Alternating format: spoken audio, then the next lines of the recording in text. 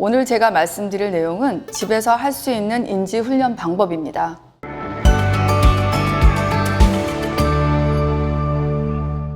안녕하십니까. 대한치매학회 무임소 의사 이대 서울병원 신경과 정장입니다.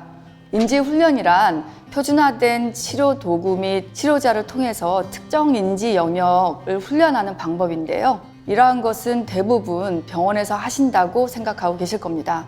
하지만 간단하게 집에서 하실 수 있는 인지훈련이라는 것들이 있고요. 이런 인지훈련을 통해서 집에서도 지속적으로 반복한다면 인지기능을 증진할 수 있습니다. 인지재활이란 남아있는 인지기능을 또는 일상생활 기능을 유지하기 위해서 반복적인 학습인데요. 이러한 인지재활은 인지기능, 우리가 일반적으로 말씀드리는 언어적 기억력, 시공간 구성 능력, 계산 능력 등을 유지할 수 있게끔 하는 것이지 호전되게끔 하는 것은 아닙니다. 인지자극은 훈련 학습이 아주 어려워진 약간의 중증, 치매 환자에게서 전반적인 인지를 자극하여 기능 향상을 목표로 하고 있습니다. 이러한 인지 훈련을 반복적으로 했을 때는 뇌신경세포의 연결고리인 시냅스의 숫자도 증가하고 또한 인지 기능도 호전된다는 것이 여러 연구 결과를 통해서 입증이 되었습니다.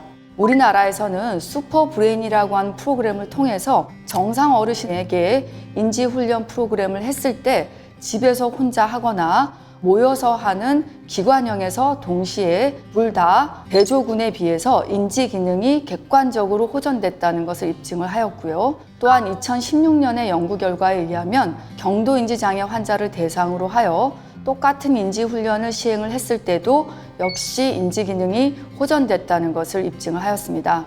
또한 이대 서울병원에서 알츠하이머병으로 진단받은 초기 치매 환자를 대상으로 8주간의 짧은 프로그램을 시행을 했을 때도 대조군과 비교해서 빨간색으로 보이는 치료군인 경우에 인지기능 개선 효과를 입증을 하였습니다.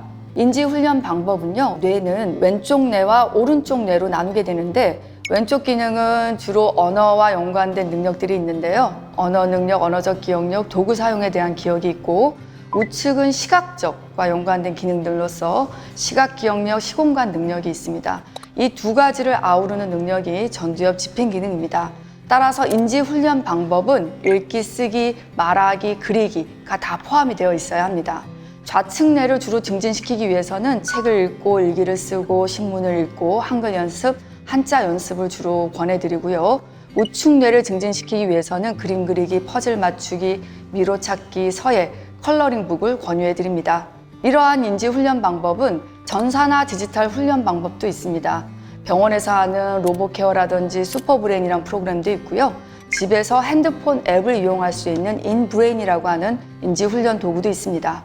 또한 책자를 이용하는 것이 있습니다. 이러한 책자는요, 저희가 경도인지장애나 치매 어르신들이나 정상 어르신들을 위해서 다양하게 만들어진 책자들이 있는데요. 슈퍼브레인, 뇌민 트레이닝, 인터넷으로 확인해 보시면 여러 가지 책자들이 있을 수 있다는 것을 확인하실 수 있습니다. 하지만 제가 흔하게 권유해 드리는 것은 초등학생용 학습지입니다. 올해 걸 사시면 약간 고가이기 때문에 꼭 2월 된 것, 작년 거, 재작년 거에 초등학교 1, 2, 3학년, 4, 5, 6학년 것들도 사용해 볼 수 있는데요. 환자분의 인지 능력 상태에 따라서 경도인지장애면 한 3, 4학년 것 사용해 보실 수가 있고, 만약에 중기 치매라고 하면 1, 2학년 것, 만약에 1, 2학년 것을 하는데도 조금 어려워하시면 유치원생을 위한 학습지를 이용하시는 것도 하나의 방법입니다.